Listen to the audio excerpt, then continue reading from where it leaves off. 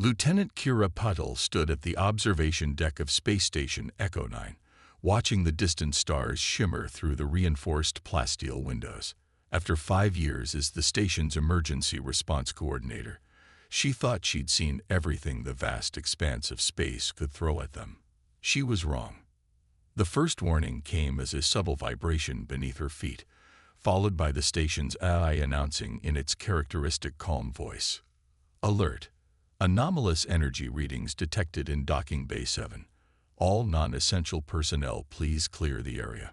Kira was already moving, her augmented reality display flashing to life as she sprinted toward the emergency.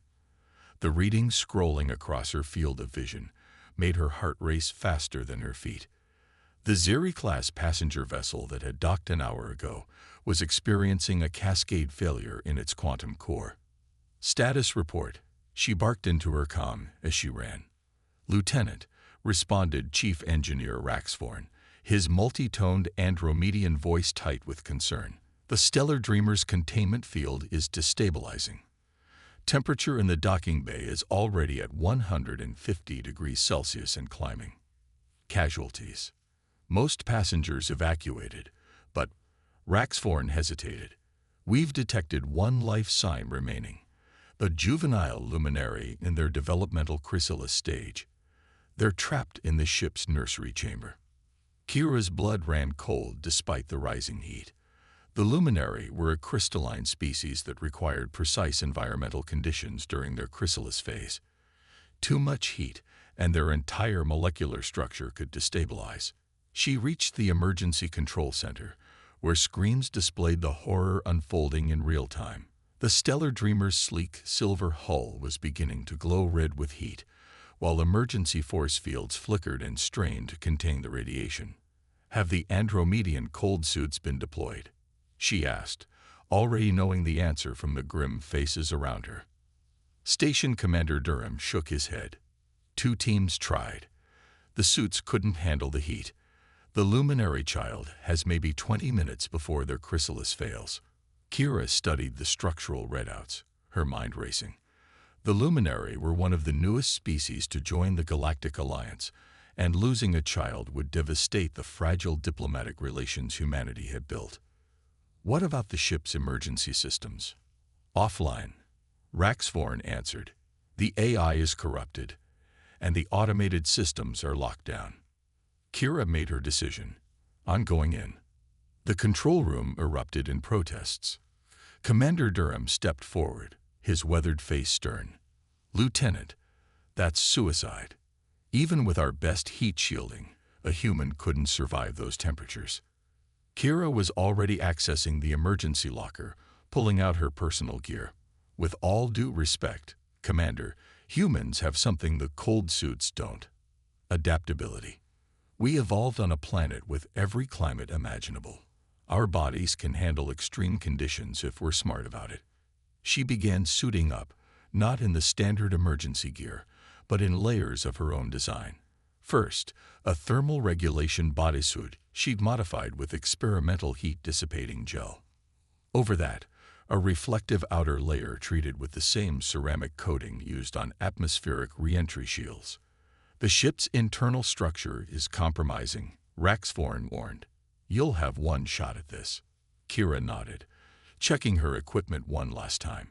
She'd added a personal force field generator, not strong enough to block all the heat, but enough to give her a fighting chance.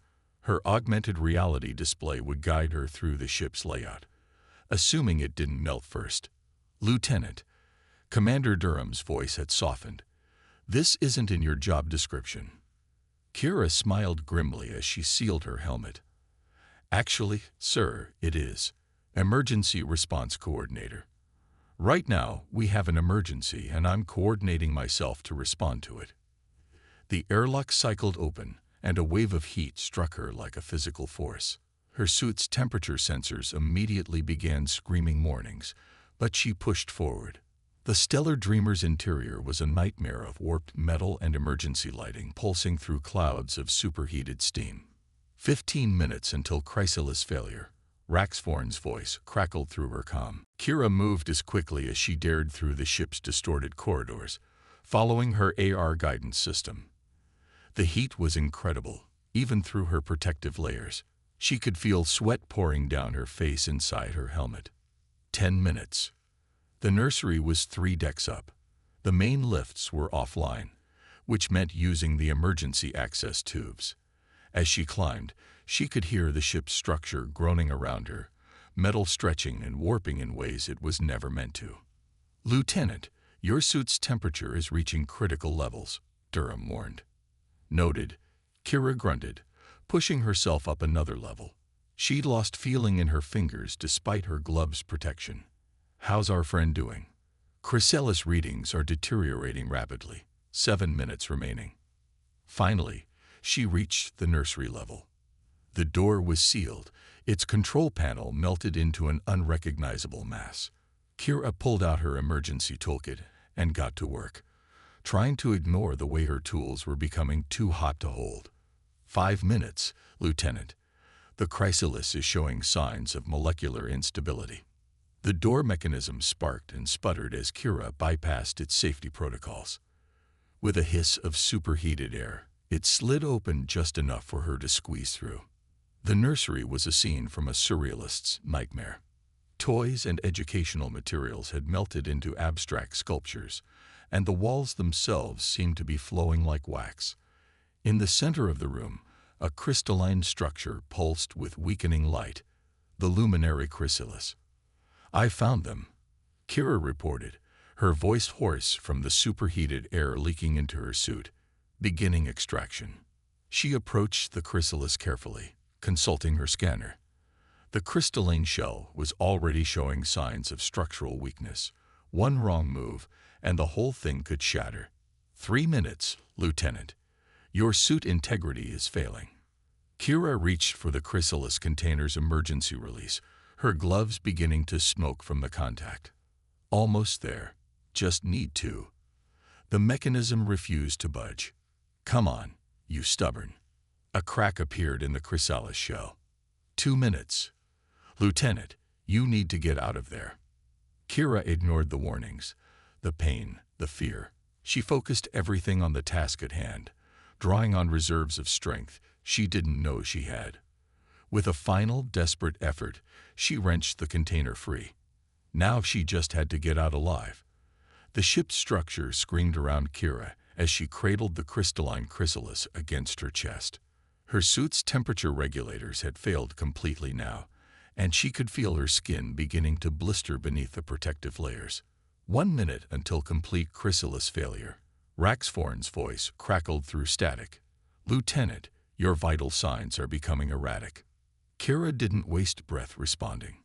Every step was agony as she retraced her path through the melting corridors. The chrysalis in her arms pulsed weakly, its light dimming with each passing second. Inside her helmet, warnings flashed across her augmented reality display before the system shut down completely. "The structural integrity of Deck 4 is failing," Commander Durham's voice cut through the chaos. "You need to find another way down." Kira paused at an intersection, her mind racing despite the heat-induced fog trying to claim it. The emergency tubes she used to climb up would take too long. She needed another option. Through her helmet's cracking faceplate, she spotted a maintenance shaft, used for drone repairs and originally designed to accommodate the station's larger alien engineering crews. It ran diagonally through 3 decks, ending near the docking bay. "I'm taking a shortcut," she managed to gasp out. "Lieutenant, the shaft's environmental seals are compromised." "The temperature." "No choice," Kira interrupted, already moving toward the access panel. With her free hand, she pulled it open, revealing the dimly lit shaft beyond. Without hesitation, she stepped in. The angle was steep, but manageable. Under normal circumstances, maintenance crews would use magnetic boots to walk down safely. But with systems failing and her own equipment barely functioning, Kira had to improvise. She tucked the chrysalis securely against her body with one arm and used her other hand to grip the guide rail. Then, taking a deep breath of rapidly heating air, she began to slide. The descent was both terrifying and brutal. Her glove melted against the rail, the material fusing with her palm. The pain was excruciating, but she couldn't let go. The chrysalis' light was barely visible now, flickering like a dying star. 30 seconds, someone warned through the static of her comm. She'd lost track of whose voice was whose. The shaft ended abruptly in a half-melted grate. Kira hit it at speed, the impact sending shockwaves of pain through her already abused body. The grate gave way, and she tumbled out onto the docking bay level in a heap of scorched armor and determination. 20 seconds. She forced herself to her feet, every movement a battle against pain and physics. The docking bay doors were just ahead, but the heat was most intense here, closest to the failing quantum core. The floor beneath her boots had become soft, like walking on hot tar. 10 seconds. The emergency response team was visible through the bay's force field, their figures distorted by waves of heat. Kira stumbled forward, her vision narrowing to a tunnel. The chrysalis' light had gone out completely. 5 seconds. With her last surge of strength, Kira lunged through the force field. Cool air hit her like a physical blow as hands grabbed her, pulling her to safety. She refused to release the chrysalis until she heard Raxforn's voice. "I have it, Lieutenant. Let go." She collapsed as medical teams swarmed around her. Through the haze of pain and approaching unconsciousness, she watched as Raxforn placed the chrysalis in a specialized containment unit. For a moment, nothing happened. Then, impossibly, a faint light began to pulse from within the crystal structure. "Molecular stability restored," someone announced. "The child will survive." The last thing Kira saw before darkness claimed her was the chrysalis beginning to glow brighter, its light refracting through her tears of pain and relief. She awoke 3 days later in the station's medical bay, her body wrapped in regenerative bandages. Commander Durham was sitting beside her bed, reading reports on a holographic display. The luminary child.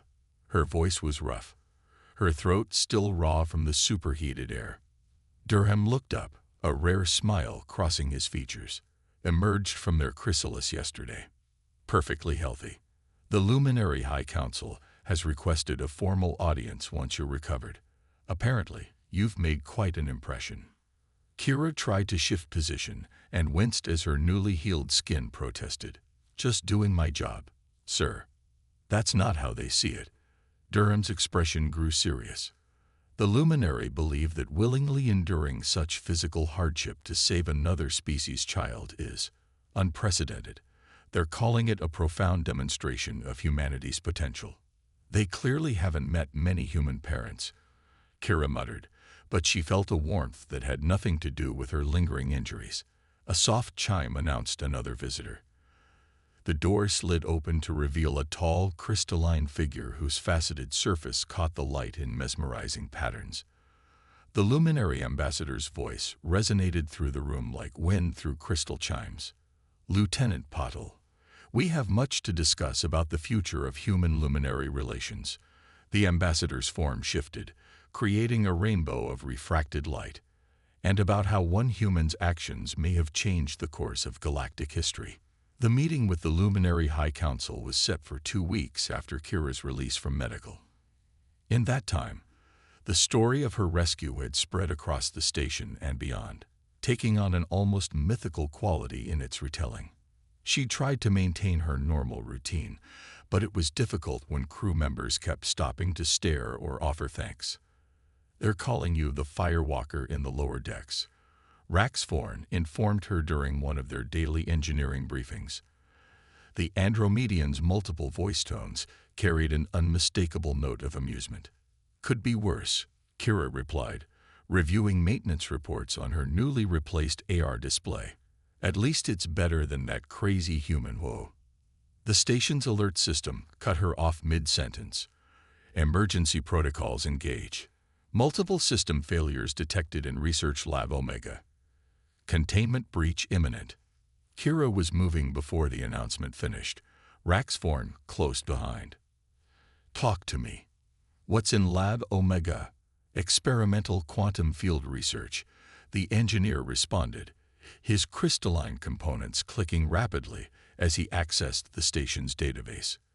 They were studying the same technology that powered the Stellar Dreamer. Of course they were, Kira muttered.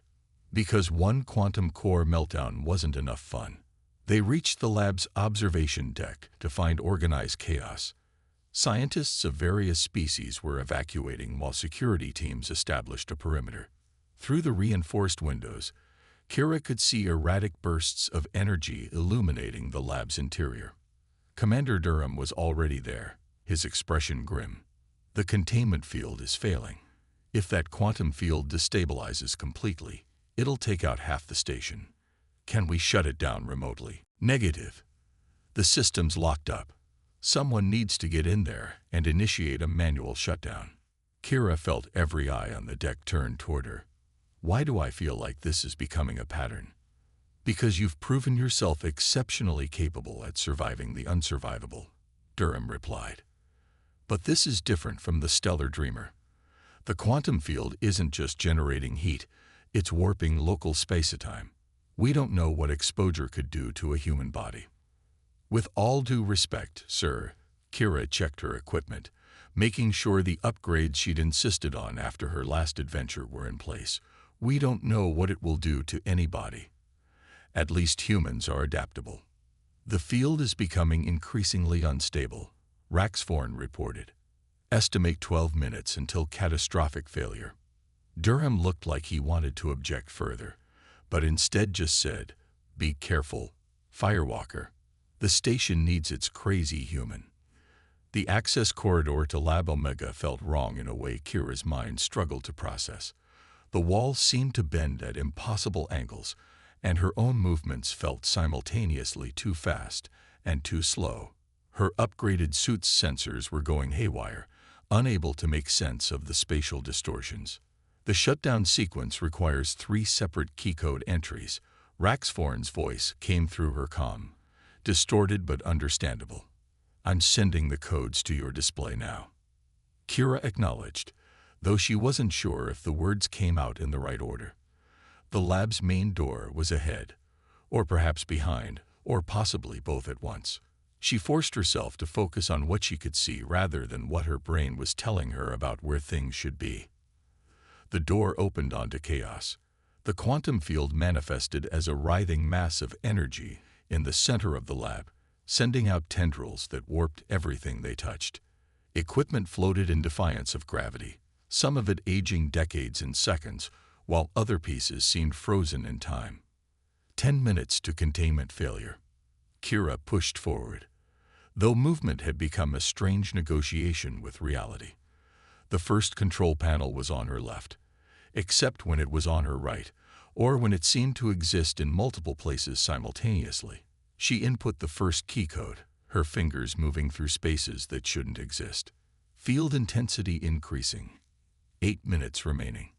The second panel was harder to reach. The quantum field had created a zone where time ran like molasses, and passing through it felt like swimming through eternity. Kira's suit sensors registered her heart beating both once per second and once per century. 7 minutes. "Lieutenant, your biosignatures are uncertain." The second key code went in, though Kira wasn't entirely sure if she'd done it yet, or was about to do it, or had always been doing it. The quantum field's influence was growing stronger, making it increasingly difficult to distinguish between moments in time. The third panel was the worst. It existed in a space that her mind refused to properly process, as if it had been folded through dimensions that shouldn't exist. Kira's fingers felt like they were typing the code before she thought of it, while also having completed it years ago. 3 minutes. "Lieutenant, the field is approaching critical mass." "Working on it," Kira replied, though she experienced herself saying it multiple times, the words overlapping like an echo through time. "Just need to."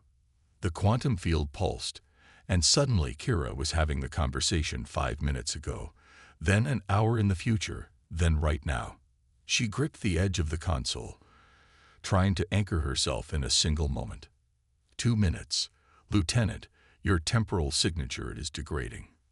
With a supreme effort of will, Kira forced her attention to the present, or what she hoped was the present. and entered the final command sequence. The quantum field flickered, contracted, and then silence. Kira found herself standing in a perfectly normal lab, everything exactly where it should be in space and time.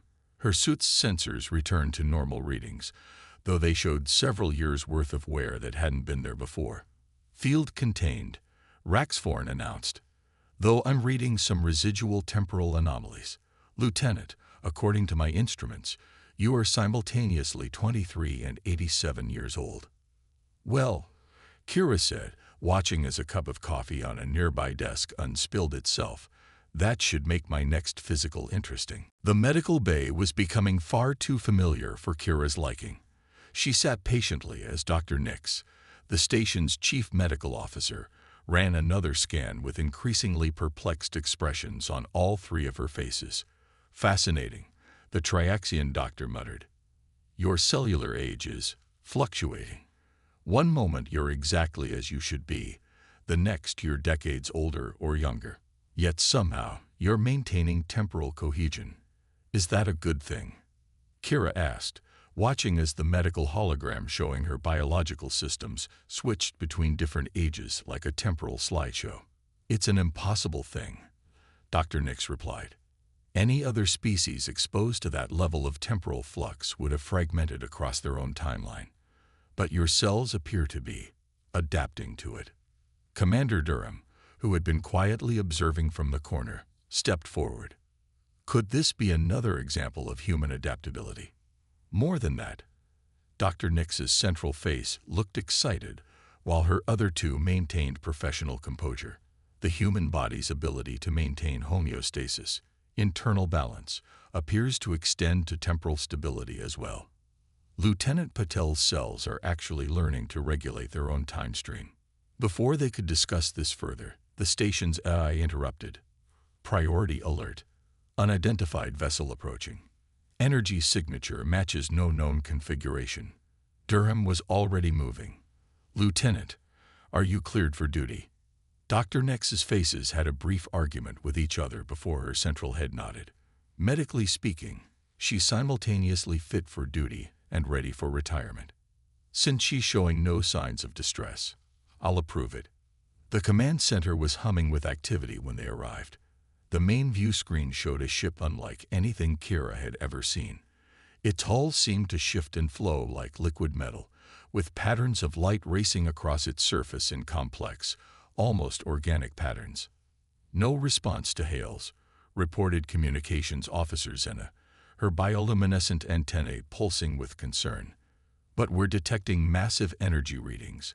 Whatever it is, it's powerful. And potentially hostile, Durham added.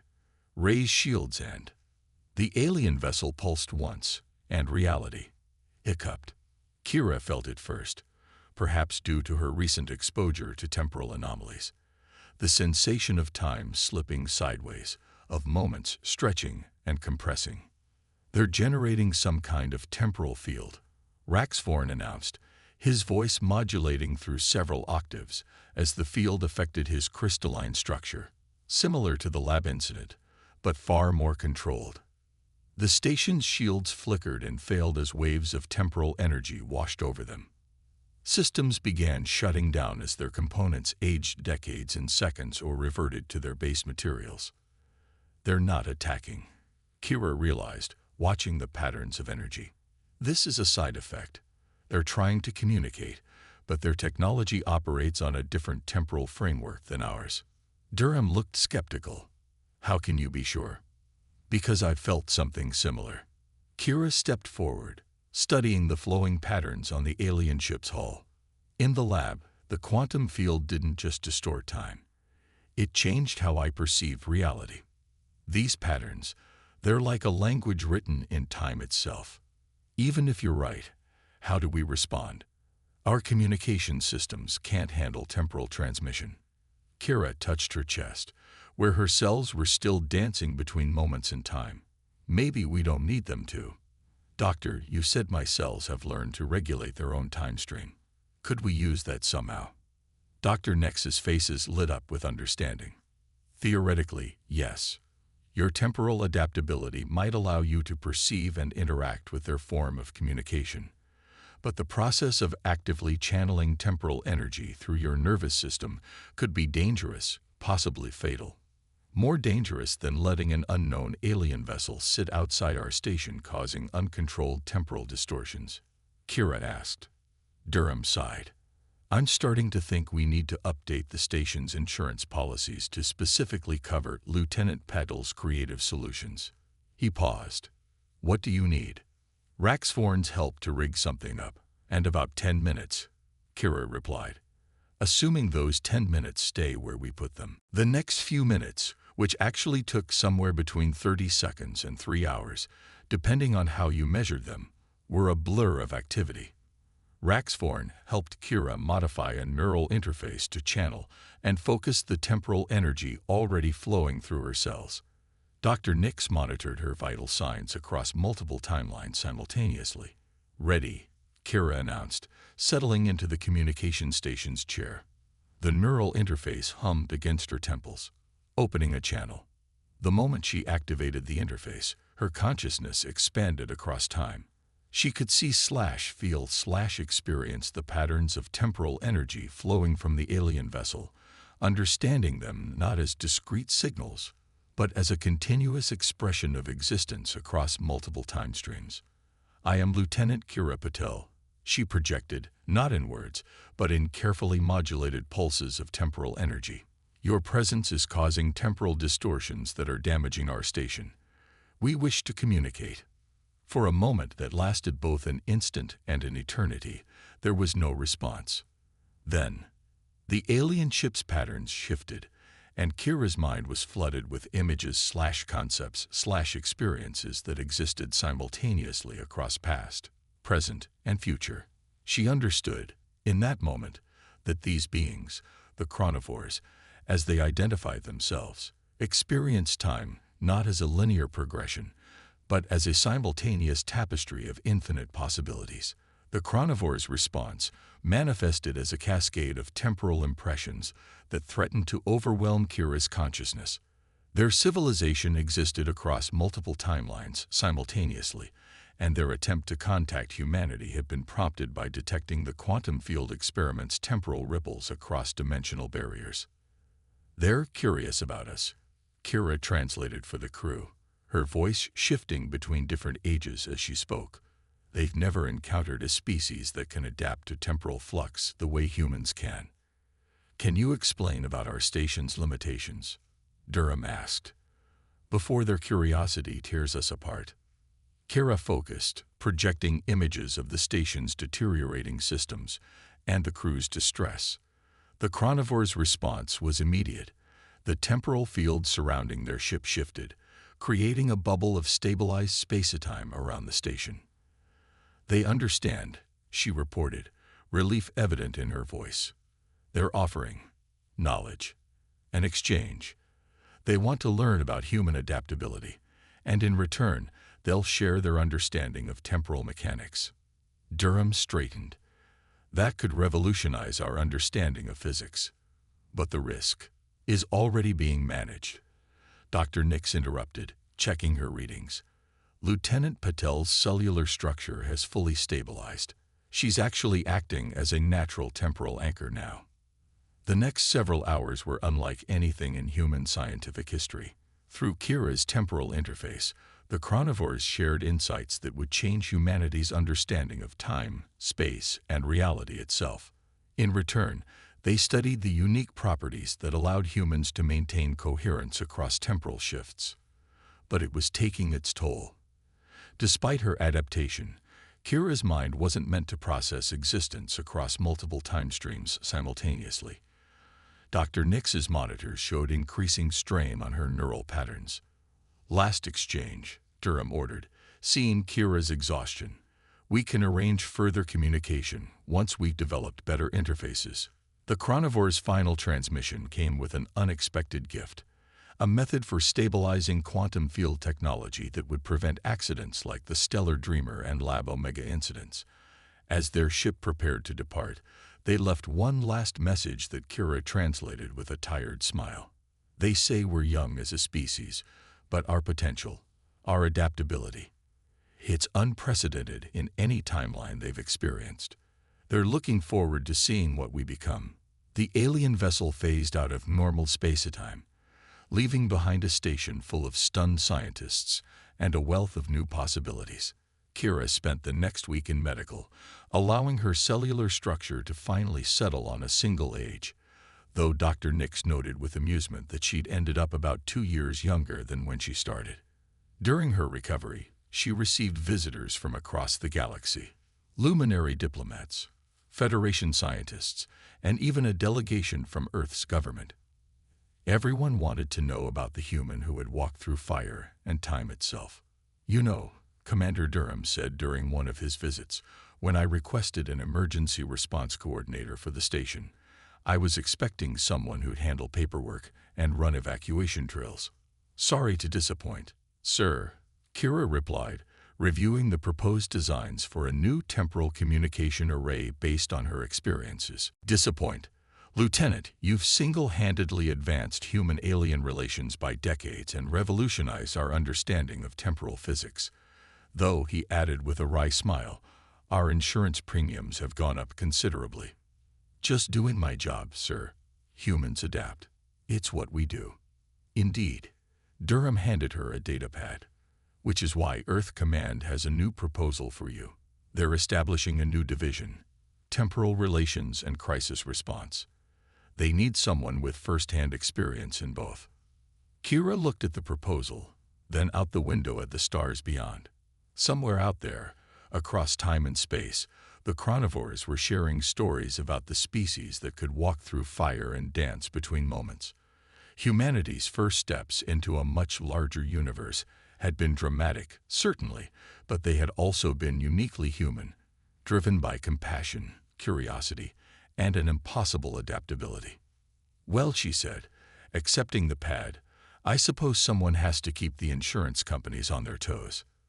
The stars twinkled back, holding the promise of new adventures, new challenges, and new opportunities for humanity to prove that their greatest strength wasn't their technology or their knowledge, but their unending ability to adapt, to survive, and to thrive in the face of the impossible. After all, that's what humans do best.